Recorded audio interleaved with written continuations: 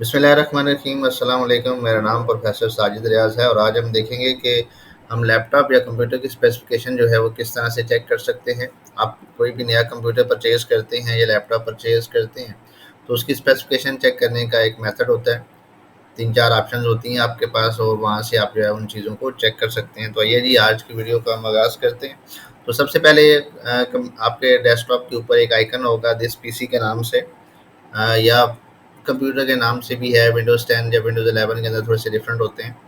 तो इसमें अगर आप जाएंगे यहाँ से इसको राइट क्लिक करें। राइट क्लिक करने के बाद जो है आप इसकी प्रॉपर्टीज़ में चले जाएंगे। जो ही आप प्रॉपर्टीज़ को ओपन करेंगे तो फिर हम रैम, प्रोसेसर और इसका ऑपरेटिंग सिस्टम जो है यहाँ से चेक कर सकते हैं। अभी आप यहाँ पे देख सकते हैं कि सबसे टॉप पे जो है ना मेरे पास जो है कंप्यूटर का नेम आ रहा है और डिवाइस का नेम आ रहा है HP ProBook 450 के नाम से। फिर नीचे प्रोसेसर आ रहा है कि 11 जनरेशन का प्रोसेसर है, इंटेल कोर i5।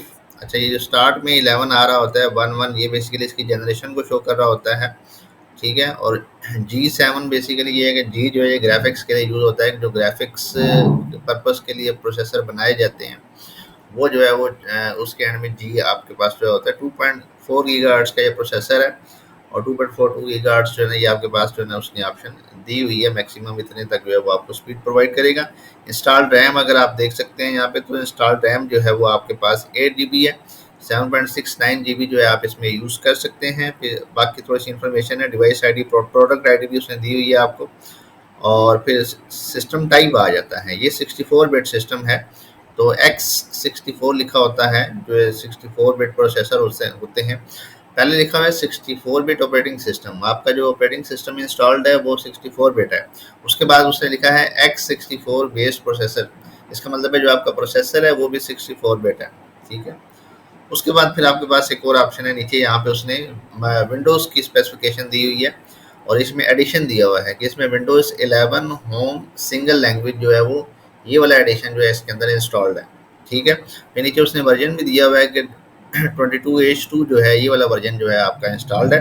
तो इस तरह से एक बेसिक इन्फॉर्मेशन जो है वो आप अपने सिस्टम के बारे में जो है चेक कर सकते हैं कि उसकी रैम कितनी है, प्रोसेसर कौन सा लगा हुआ है और आपके प्रोसेसर की जनरेशन कौन सी है, और इसके अलावा ऑपरेटिंग सिस्टम आप कौन सा यूज़ कर रहे हैं। इसको चेक करने का एक और मेथड भी है। दूसरा मेथड ये है कि आप यहाँ से सेटिंग्स में जाएंगे, सेटिंग्स में चले जाएं।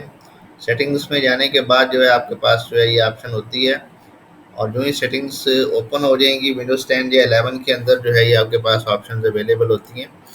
और बाकियों में भी होती हैं, विंडोज़ 8 या बाकियों के अंदर भी होती हैं। लेकिन मैं अभी आपको मेरे पास विंडोज़ 11 है तो विंडोज़ 10 या 11 के बारे से आपको बता रहा हूँ। और इसमें ये है कि आपके पास यहाँ पे सिस्टम की ऑप्शन होगी लेफ़्ट साइड पे। जो ही आप सिस्टम को ओपन करेंगे तो यहाँ पे नीचे जाके अबाउट की ऑप्शन होगी आपके पास। ये नीचे जाके अब मेरे पास जो है ये अबाउट की ऑप्शन आ रही है, ठीक है। विंडोज़ 10 के अंदर ये लेफ़्ट साइड पे आ रही होती है। अभी देखें वही पेज मेरे पास ओपन हो गया जो पहले मैंने आपको दिखाया है। उसके अंदर आपके डिवाइस का नेम आ गया, प्रोसेसर, इंस्टॉल्ड रैम आ गई, फिर इसके अलावा जो है वो सिस्टम टाइप आ गई, फिर इसके अलावा आपके पास जो है वो ऑपरेटिंग सिस्टम का एडिशन आ गया कि आपका ऑपरेटिंग सिस्टम कौन सा है। तो वो वाला पेज जो है आप यहाँ से भी ओपन कर सकते हैं। जो मेथड आपको आसान लगे आप उसको यूज़ कर लें। उसके बाद फिर सिस्टम के अंदर ही आके हमें इसी के अंदर रहते हुए हम सिस्टम के अंदर ही जाएंगे और फिर हम जो है ना अब हम अपने स्टोरेज डिवाइसेस को चेक कर सकते हैं। यहाँ पे ये नीचे जाएं तो ये स्टोरेज की ऑप्शन होती है, ठीक है।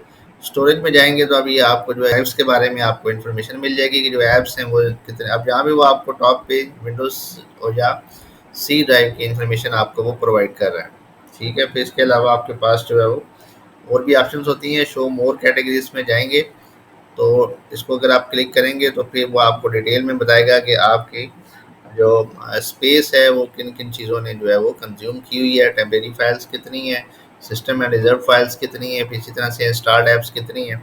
एक फुल डिटेल आपके पास आ जाएगी कि कौन सी। फॉर एग्जांपल कुछ लोग जो है वो वीडियोस बहुत ज़्यादा ऐड की होती हैं जो जिसकी वजह से आपकी जो सी ड्राइव है वो हैवी हो जाती है। तो इसका मतलब है कि अगर आप अपनी वीडियोस को वहाँ से किसी और ड्राइव पे शिफ्ट कर लें तो बड़ी आसानी के साथ जो है वो आपकी सी ड्राइव जो है वो खाली हो जाती है।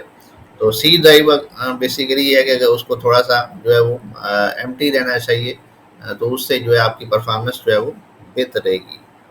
तो इस तरह से जो है आप ये अपनी ड्राइव्स के बारे में इंफॉर्मेशन जो है यहाँ से चेक कर सकते हैं।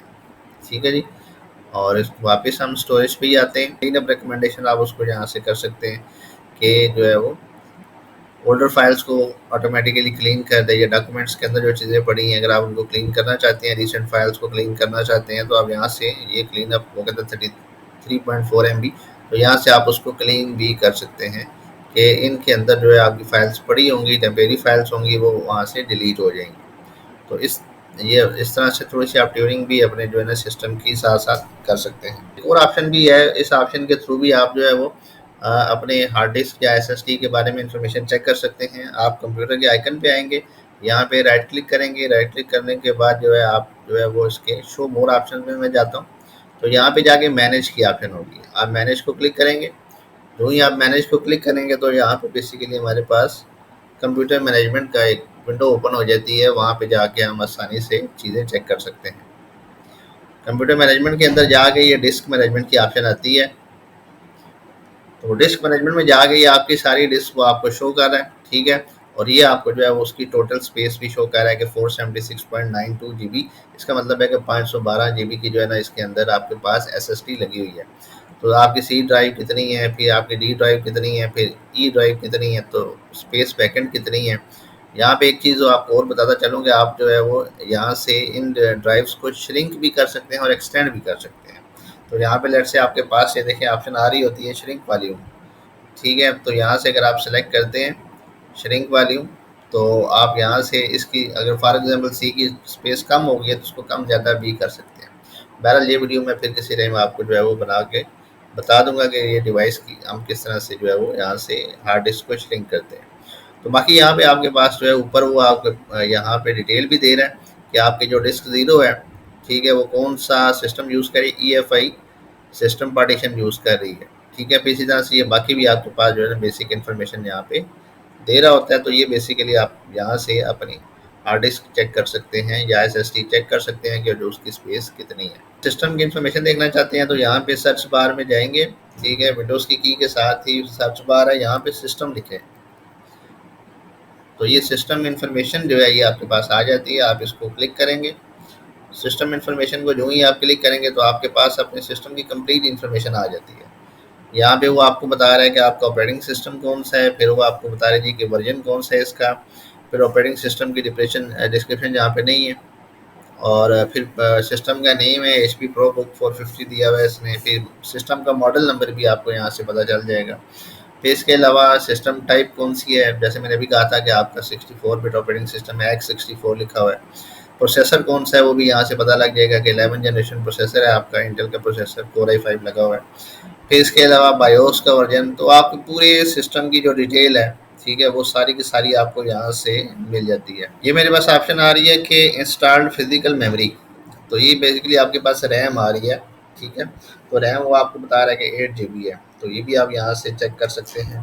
फिर इसी तरह से मेरे पास जो है वो बाकी भी डिटेल्स आ रही होती हैं। ठीक है, तो इस तरह से आप जो है अपनी नेसेसरी डिटेल्स हैं सिस्टम की वो यहाँ से बड़ी आसानी से चेक कर सकते हैं। फिर उसके बाद हमारे पास यहाँ पे कंपोनेंट्स की ऑप्शन होती है। कंपोनेंट्स में आपके पास मल्टीमीडिया आ जाती है, अगर लगी होगी तो जहाँ पे डिस्प्ले हो जाएगी। फिर इसी तरह से साउंड डिवाइस जो लगा हुआ है उसकी इन्फॉर्मेशन आ रही होगी कि साउंड कार्ड आपका कौन सा लगा हुआ है। ठीक है, फिर इसी तरह से फर्दर इन्फॉर्मेशन आप डिस्प्ले के बारे में देखना चाहते हैं तो डिस्प्ले बेसिकली ये है कि ग्राफिक कार्ड के बारे में वो इन्फॉर्मेशन दे रहे हैं आपको कि इंटेल आइरिस का XE ग्राफिक्स कार्ड इसके अंदर लगा हुआ है। ठीक है, फिर इंफ्रारेड जो लगा हुआ है अगर लगा होगा तो उसके बारे में इन्फॉर्मेशन देगा।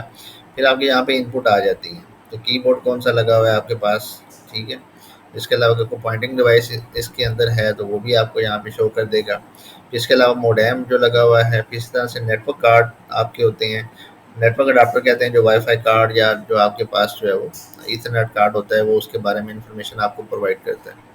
तो यहाँ पे देखिए, यहाँ पे वो आपको आपके नेटवर्क कार्ड के बारे में भी इंफॉर्मेशन दे देगा, उसके ड्राइवर्स के बारे में भी बता देगा। बाकी पोर्ट्स अगर आप देखना चाहते हैं कि कौन कौन सी पोर्ट्स हैं, सीरियल पोर्ट्स हैं, पैरेलल पोर्ट्स हैं, फिर स्टोरेज के बारे में इंफॉर्मेशन ये आपको देगा कि कौन कौन सी डिस्क्स हैं, ड्राइव्स हैं। ठीक है, कौन कौन सी लगी हुई हैं, तो वो अगर आप यहाँ पे देख सकते हैं डिस्क ड्राइव है। ठीक है, अब वो मतलब स्टैंडर्ड डिस्क ड्राइव है। फिर इसी तरह से उसका जो है ना यहाँ पे आपको मॉडल भी बताएगा कि कौन सी डिस्क जो है ना इसके अंदर इंस्टॉल्ड है। और प्रिंटिंग के हवाले से अगर कोई प्रिंटर आपने लगाया हुआ है तो ये इसके इस तरह से पूरे सिस्टम की डिटेल जो है आप यहाँ से चेक कर सकते हैं। आप अपने सिस्टम के बारे में परफॉर्मेंस चेक करना चाहते हैं तो एक और मेथड है कंट्रोल आर डिलीट, जो है इन तीनों को एक साथ प्रेस करें। जो ही कंट्रोल आर डिलीट करेंगे तो फिर आपके पास टास्क मैनेजर आ जाएगा। आप टास्क मैनेजर में जाएंगे तो जो ही टास्क मैनेजर आपका ओपन होगा तो इसमें परफॉर्मेंस की ऑप्शन होती है, इसको क्लिक करेंगे तो वो सीपीयू की इन्फॉर्मेशन आपको प्रोवाइड करेगा और राइट साइड पे वो आपको ये अपने सीपीयू या प्रोसेसर की स्पेसिफिकेशन भी आपको देगा कि 11 जनरेशन का इंटेल कोर i5 जो है प्रोसेसर जो है आप यूज़ कर रहे हैं। ठीक है, जब आपकी मेमोरी है, मेमोरी वो आपको टोटल स्पेस भी बता रहा है कि 7.7 GB, इसका मतलब है कि 8 GB तकरीबन इसके अंदर इंस्टॉल्ड है। राइट साइड पे अगर आप ये देखें कॉर्नर के ऊपर आपको 8 GB वो बता रहा है, उसमें से 7.7 GB जो है वो आप इसमें यूज़ कर सकते हैं। बाकी इन यूज़ कितनी है, 5.7 GB यूज्ड है। फिर इसके अलावा अवेलेबल 1.9 GB है। स्पीड वो आपको बता रहा है कि 32 मेगाहर्ट्ज़ इसकी स्पीड है। स्लॉट्स आपकी जो है वो कितनी यूज़ हुई हैं, 2 यूज़ हुई हैं। इसका मतलब ये है कि 4-4 GB की इसमें 2 रैम लगी हुई हैं। फिर तो ये बाकी डिटेल आपको यहाँ पे वो आपको शो कर रहा है। ठीक है, फिर इसी तरह से आप जो है अपने डिस्क जो है एसएसडी के बारे में इंफॉर्मेशन देखना चाहते हैं तो वो आपको यहाँ से शो करेगा।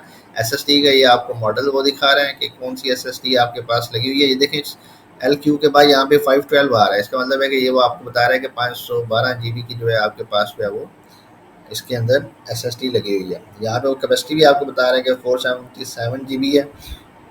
फॉर्मेट कितनी हुई है, 477 GB फॉर्मेट हुई है।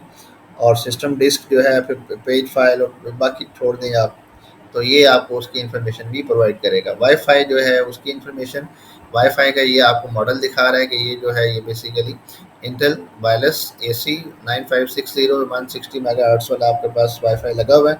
आपके जो वाईफाई का कनेक्शन है उसका नेम आ रहा है, फिर बाकी डिटेल्स आपके पास यहाँ पे आ रही होंगी। फिर इसी तरह GPU होता है। GPU ये होता है कि आपका जो ग्राफिक कार्ड लगा होता है उसके बारे में इंफॉर्मेशन आपको देता है। तो यहाँ पे ऊपर आ रहा है कि कौन सा ग्राफिक कार्ड आपके पास लगा हुआ है। Intel IRS Z graphics card आपके पास लगा हुआ है। यहाँ पे ड्राइवर का वर्जन और ये बाकी डिटेल आप यहाँ से चेक कर सकते हैं। तो इस तरह से आप अपने सिस्टम की परफॉर्मेंस जो है उसको भी चेक कर सकते हैं।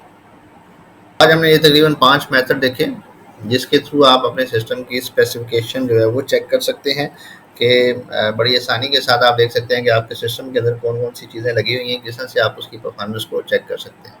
तो आज के लिए इतना ही था। बहुत शुक्रिया जी। अल्लाह हाफ़िज़। मिलते हैं अगली वीडियो में।